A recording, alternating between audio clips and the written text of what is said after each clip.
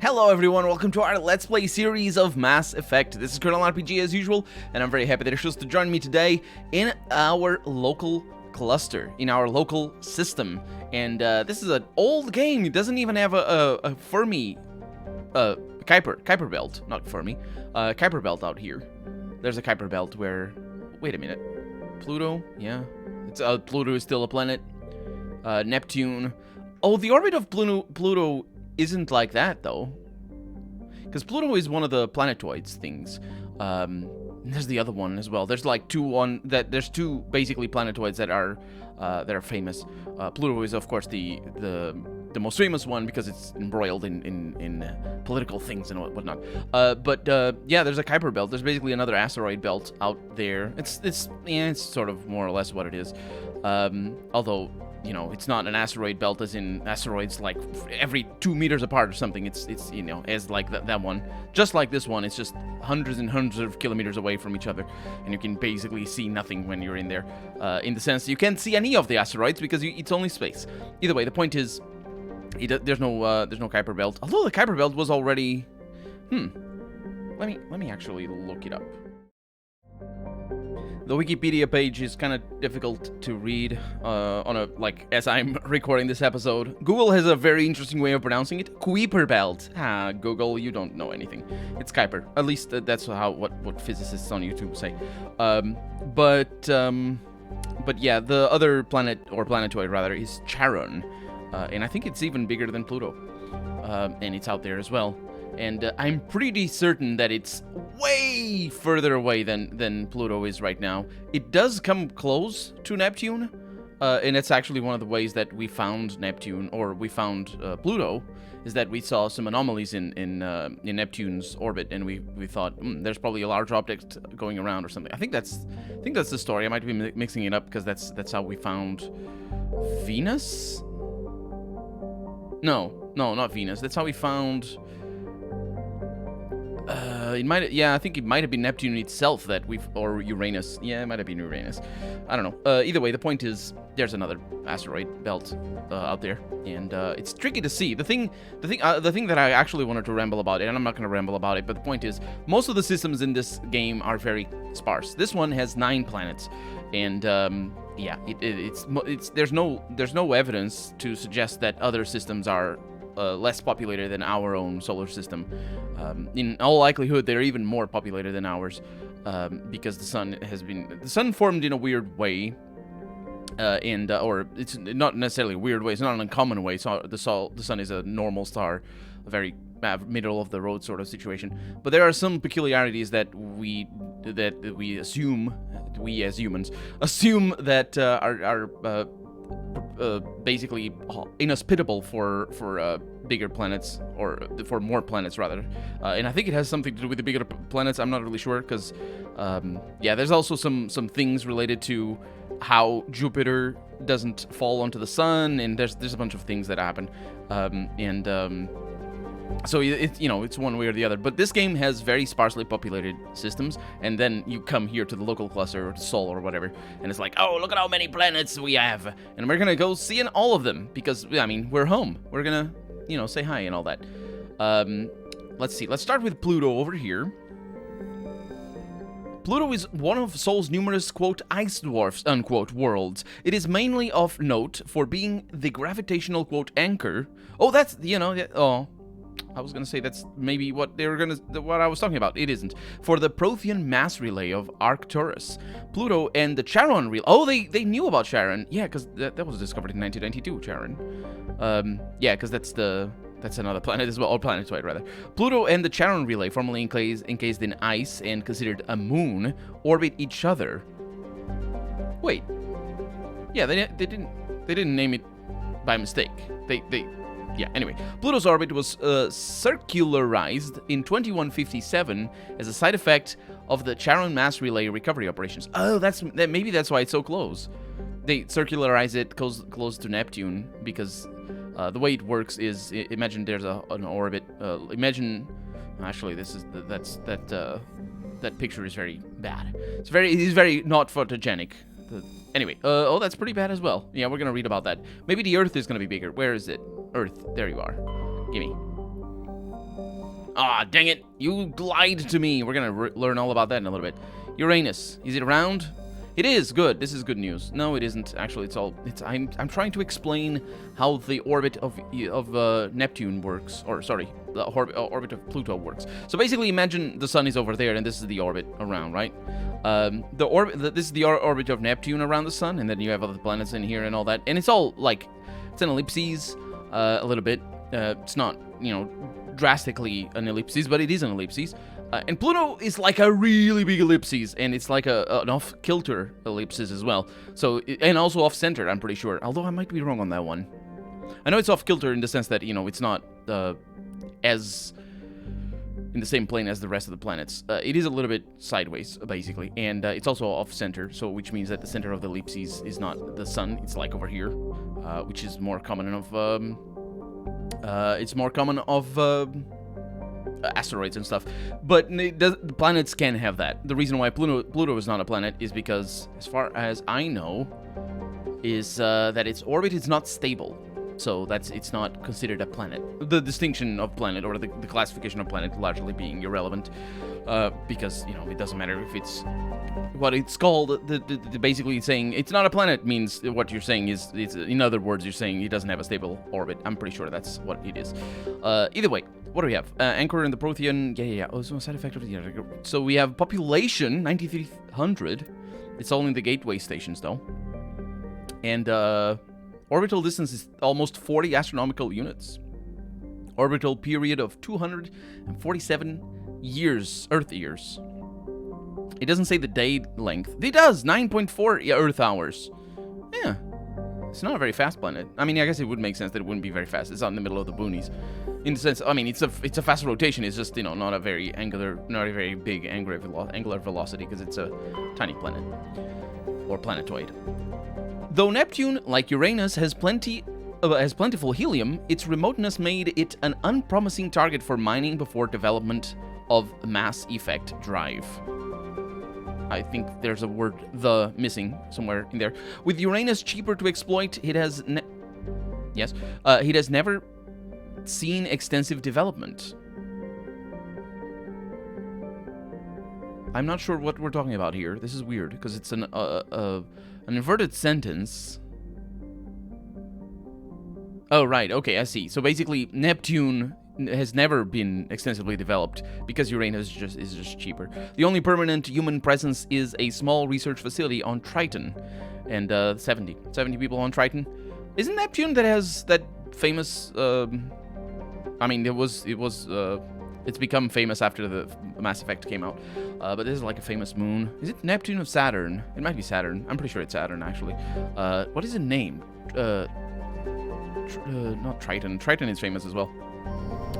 But maybe we're gonna learn. Let's go into Uranus over here and see what we have. After the development of Mass Effect FTL drive, without the, which means it's the technology, distant Uranus has the... Oh, it's got... was the target of a, quote, land rush, unquote, to exploit its combination of plentiful helium-3 fuel and shallow gravity. Well, for a gas giant, it's shallow. Today, Uranus is the largest producer of helium-3 in Alliance space, and helium-3 is a very good source of nuclear fission fuel, or fusion fuel. Which one is the one that we do? It's fission. It's fission. And we got a population of 371,000. It's only in one station, Sakharov. That's also an astronaut, I'm pretty sure.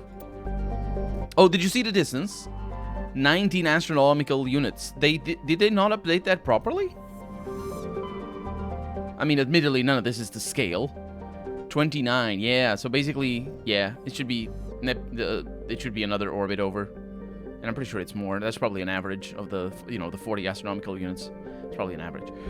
What else do we have? We have Saturn, the best planet, as we well know, because it's got rings and it's got a lot of nice moons. Saturn has been a major source of helium-3 fuel for fusion plants. It's not fission, it's fusion, apparently. Plants since the 2150s. The moon of Titan is mined by hydrocarbons and used as a hostile environment training facility for Alliance Marines. The population, 117,000. Its capital is Huygens Dome. I don't know what that is.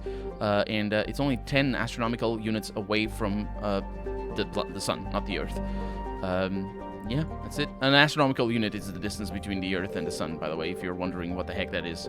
That is what it is. And if we go over here, we can confirm that that is that. Yeah. Anyway, that's Saturn. What do we have? We have a Jupiter. Jupiter is a pretty. It's a cool planet. I mean, it's got that thing, so you know, it's good. But sure. Anyway, Jupiter's deep gravity well and lethal radiation have kept its moons from being significantly exploited. The largest outpost is Binary Helix Corporation's Nautilus facility, attached to the underside of Europa's ice sheet. Oh, that's a really cool thing. No, wait, it's Europa. Right. I thought they had ice sheets in the atmosphere, which is possible, although unlikely, because they would have to be below the winds, and then they would go underneath and just be like, oh, we're all cozy in here or something. I don't know. That would be kind of cool. Although it would be impossible for people to live on Jupiter because the gravity is just absolutely astronomical. It's not astronomical. I mean, it's literally astronomical because it's that's what astronomical means. But it's in what I mean is the gravity is. Oh, there's a bunch of moons. Yeah, 9100 on all moons. The gravity is 64 times the Earth. And we can't really see that over here, which is a shame. Sometimes it says that, doesn't? Yeah, it's just because it's uninhabitable. So basically, it will crush everything, and it does crush everything. Literally everything. Like, you build a space station? Well, it's broken now because it crashed against the wall at the speed of, actually, so Earth is 9.8, I think, meters per second. No, that's acceleration. Meters per second is speed, acceleration is gravity. I'm oversimplifying it, but yeah, meters per second. Or as some people say, meters per second squared, but I'm not really sure why they say that. I mean, I know why. It's because per second, you can square the thing, but the seconds are different things.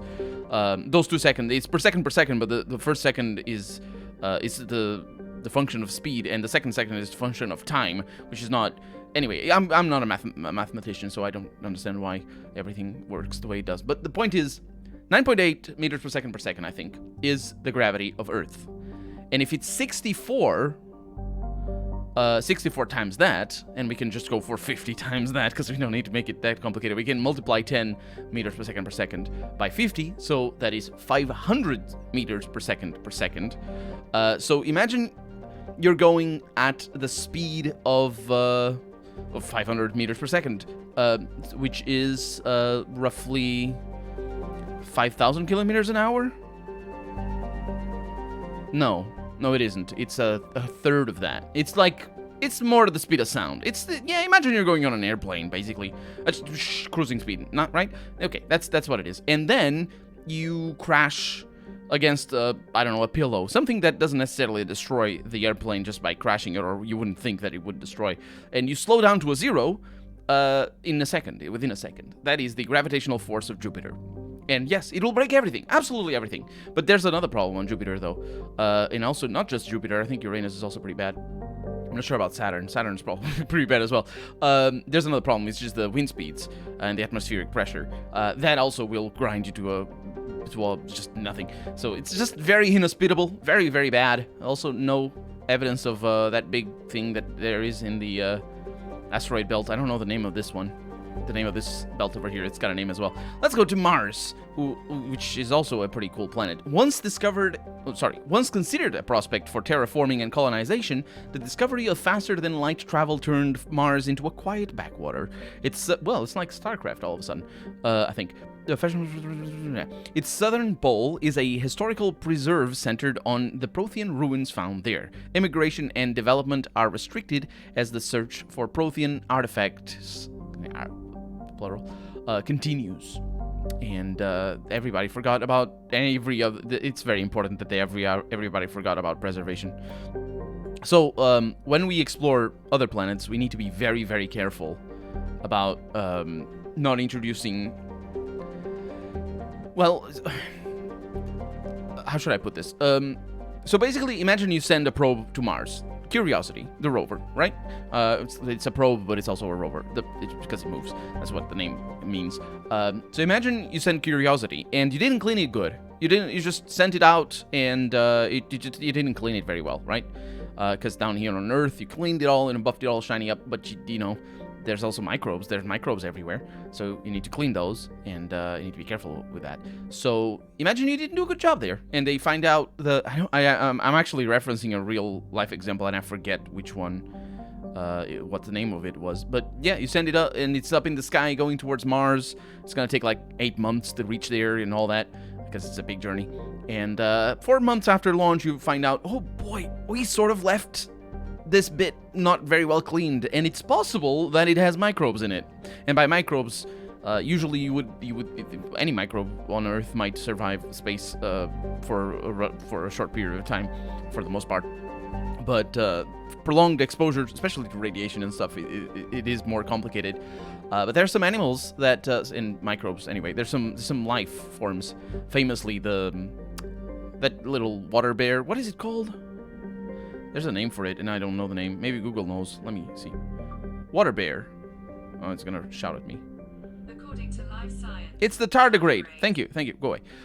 Yeah, the tardigrade is a extremophile, I think. Is that what it's called? Because that thing can survive at zero gravity and not zero gravity, zero atmospheric pressure and just extreme amounts of radiation. That thing will survive anything, and it's one of the examples that we can use to show that some creatures can survive a trip through space, and more importantly, can survive on Mars. Now, what is the problem with putting tardigrades on Mars, or any planet for that matter, is that you're going to change their biology, which in Mars, as far as we know, is there's no biology, well, now there's tardigrades. Good job, you got tardigrades on Mars. So that's a bad thing. And it's a bad thing because of a sort of a fundamental scientific principle. Or it's not a scientific principle, it's more a sort of an understanding among scientists that you shouldn't mess with the evidence, in a way. So imagine in 100 years you find out there's the death claw going around. Maybe it was the tardigrades that evolved, and now you don't know, do you? Because you put tardigrades in there. If you didn't put tardigrades in there and you find a deathclaw, now you know that it wasn't tardigrades. And I'm simplifying it, obviously, and being a goof at the same time. But the point is, yeah, you need to be careful. And also in artifacts, yeah, it's just you don't look for artifacts. I mean, I understand that that's the popular understanding of archaeology, but you know, you don't care about the artifacts. It doesn't matter what the artifacts are. It matters the context of where they are. You can find the shiniest goblet of Prothean technology ever. It doesn't matter. It's a goblet, whatever. You don't know what it is. You don't know where. You don't even know that it's Prothean, because it could be, you know, because the artifacts oftentimes are only sort of, what's the word? Considered relevant or not considered, are only verifiable by the context that they're in. So if you find like a little rock, it could be an artifact, or it could be just a rock you found elsewhere. Like, you need to have evidence that you found it where you say you found it. So there, you know, archaeology is complicated, and it's what we're talking about here when we're talking about it's xenoarchaeology. I think the game called it that. Anyway, I ramble. So colony founded in 2103, and we got population of 3.4 million. Orbital distance 1.5 astronomical units, orbital period of 1.88 Earth years, and a radius of 3,400 kilometers, which is actually really, really tiny. Mars is like a third of the Earth, I think. Atmospheric pressure, basically non-existent. And the gravity, the size doesn't necessarily correlate to the gravity, because Earth is actually pretty dense, I think, for its size. Which means that there are bigger planets with the same gravity as Earth. But yeah, that's it. That's that. And then we can go to Earth. Do we need to go to Earth? No, we need to go to the moon. What do we have here on Earth? We have a very ugly looking building. For detailed information, please refer to the standard issue Space Alliance Galactic Codex. Earth orbit is riddled with debris generated by, quote, bootstrap, unquote, space development. Use a... What the heck does that mean? Jesus, what is that? I don't know what that is. I don't know what that means. Either way, use of kinetic barriers is recommended at altitudes over 85 kilometers. Yeah. Population 11.4 billion, so quite leveled off from when the game came out. I think that the game came out, it was already 8 billion, but here it's only 11.4, and population L4 and L5 stations 2,500,000, and then we have 1 Earth years. Yeah, you don't say. Radius. Oh, the radius. I thought the radius was 700. No, wait. 20. What? I thought the radius was a lot more than it is. Yeah, like 12,000, I think. It's half of that. The length. Oh, that's the radius. It's not the circumference. I'm sorry. Yeah, that's 6. Yeah, it's 25,000. No, it's not. It's that times 3.17. No, it's not. It's 12 times 3.7. 27? I don't know. Either way, the point is it's Earth. You know Earth, and it smells. Got Venus over here, with its molten temperatures. Sure, the temperatures are not molten; it's molting. Does that make sense? I don't know. Sulfuric acid clouds and crushing carbon dioxide atmosphere. Venus has only a handful of aerostat research outposts. 800 people there. And the orbital distance is very small, and I can see the rest because they forgot to make the background a little bit less transparent.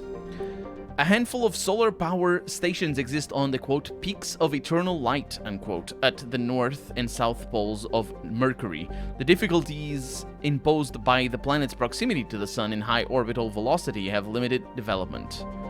Or have limited development, yeah. And we got other things over here as well. It's not that close to the sun. It's just the high temperature that's a bit of a pain. But it's, you know, it's just what it is. And then we have Luna. They did call it Luna, but they called it Earth to Terra. Anyway, an early source of helium-3. Yeah. Luna is now mined for materials used in space habitat construction. 24 major stations have been constructed at Earth's L4 and L5 Lagrange points. I don't actually know where that word comes from. All from lunar resources. They made it out of helium-3? Is that what you're implying? I don't know what you're implying. What are we doing here? I don't think it's for companion quests.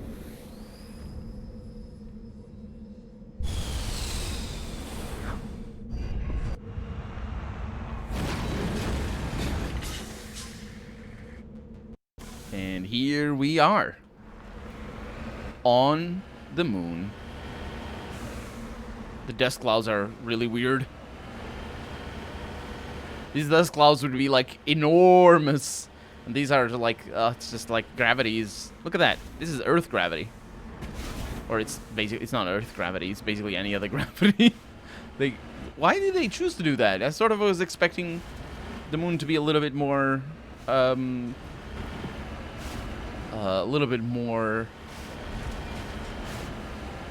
don't know, realistic, but a little bit less gravitational, I should say. We got enemies on the moon. What is this? Sailor Moon? I think there was a few episodes where they went to the moon and there were like bad people up there and they had to destroy things. It's the only show that I know that goes to the moon, okay? Apart from movies, I suppose. So I have to reference what I have. What is this? Oh, hi.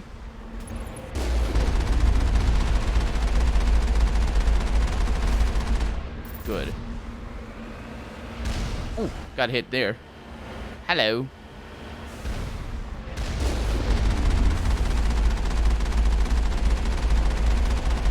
Good. What about you? Good.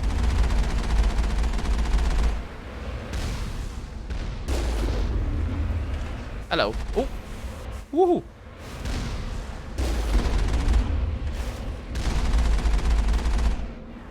Okay, no more enemies. Negative contact, Shepard. That is correct. I don't know why there was contact, but there was. So we are going that way because I want to see the edge of the map. This place is like, we landed in the worst part of the moon. Like, it's really, really rocky. It's fine. We just broke a wheel. It's a little bit. It's all good. Oh my god. I have no idea what's going on. I'm very sorry. There's a lot of sick flying all over in the cabinet, I'm sure. Everybody throwing up. Maybe Tally doesn't throw up because she... Well, it's both of them are aliens, so maybe they don't throw up because their stomachs have valves or something. I don't know what... Tally likely would be the best adapted to zero-G stuff and extreme things because she was born on a space station. Wait a minute. These are Alliance heavy turrets. Why are they shooting me?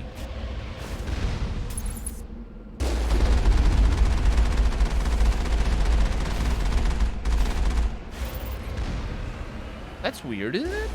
No, man. Moving and shooting is just... It's pointless. I'm getting experience, don't get me wrong. That'll show them. Contacts, Commander. It's really dumb that for them to have turrets up here. Why? Who do they think they're fighting? The Zorg? I don't know. What's the one from... I don't know. It's not Zorg. What are they? From Star Trek. Borg? Could be Borg. I don't know. It's a thing. Because if I say Star Wars... Oh, okay, we're good. If I say, Star Wars doesn't have the moon, the Star Trek does, and so does Battlestar Galactica, but I think that's like their objective, I think. I think it is. Is that the premise of the show for Battlestar Galactica? They go up. They're flying through space trying to find Earth, because Earth is so nice, and they're like, oh, let's go there, and then they arrive, and the show ends. As far as I know, anyway. I only watched the first season of the reboot anyway, and I didn't like it too much, and everything else I didn't watch. Basically, Star Wars, Star Trek, it's all unknown to me. This looks like an objective, though. Hello, what is up? Heavy Alliance turret. Oh my God, that's a lot of ordnance.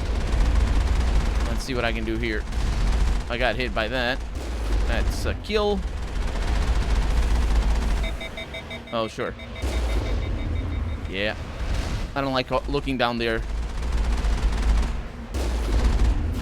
Talk about killing two birds with one stone. Murder, murder, murder. Whee! Good, good, good. Oh! Of course. Okay, now, what are we doing here? That's probably important. Rogue. Yeah, so... Deal with a Rogue 6 on Earth's moon. I will do that. Entrance console. What? Well, I guess we're gonna go in there. But for right now, I'm Colonel RPG, and this has been Mass Effect. I really hope you've enjoyed it, and if you did, go ahead and leave a comment. Like the video if you want to see the next episode come out sooner rather than later. But above all, thank you so much for watching, and I hope I'll see you next episode. Bye-bye.